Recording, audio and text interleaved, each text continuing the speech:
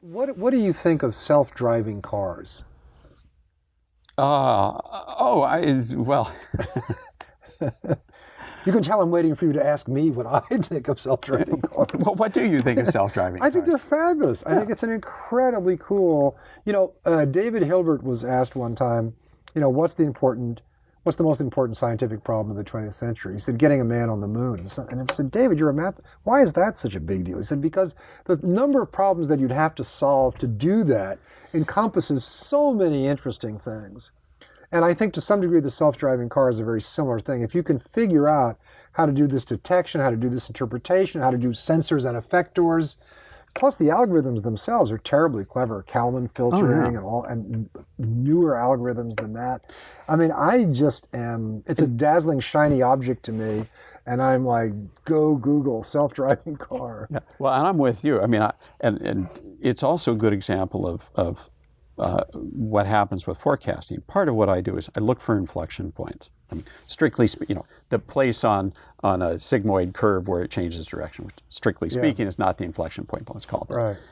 And the DARPA Robotic Grand Challenge was a case in point. So the first one, it was May 2004, that it was I was there, 150-mile race to the border, and the vehicle got furthest, only got 7 kilometers, and it died on the side of the road.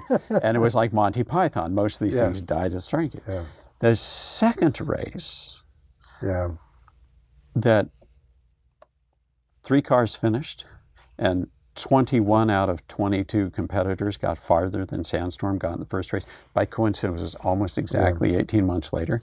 Then the third DARPA Grand Challenge, the Urban Grand Challenge, Air Force Base, we demonstrated that robots may be primitive, but they actually understand the vehicle code better than California. This is something I'm very interested in, is when does something that looks very, very hard and has been very, very hard for a very long period of time, suddenly there's what I guess you'd have to call a breakthrough.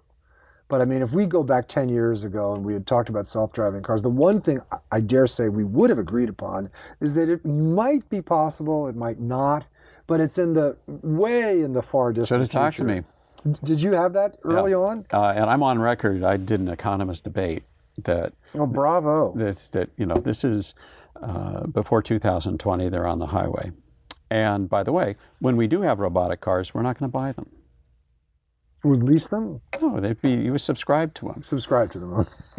It doesn't make sense to have this vehicle. I mean, some people will. I like the idea of stepping out and telling the car, go park yourself. But it's happening fast enough that, as a Californian, where, it was our birthright at 15 and a half to get our learner's permit, especially as guys. Well, I remember going... But here's, stick with me. This is what's really critical is, what is the rite du passage for teenage boys in California when the cars drive themselves? We're going to have to take an old Air Force base in the Mojave and get some 1950s cars out there and just, sort of like in Papua New Guinea when they send the boys out into the wilderness, that this will be how we take our teenagers and give them the rite du passage is they have to drive an old-fashioned car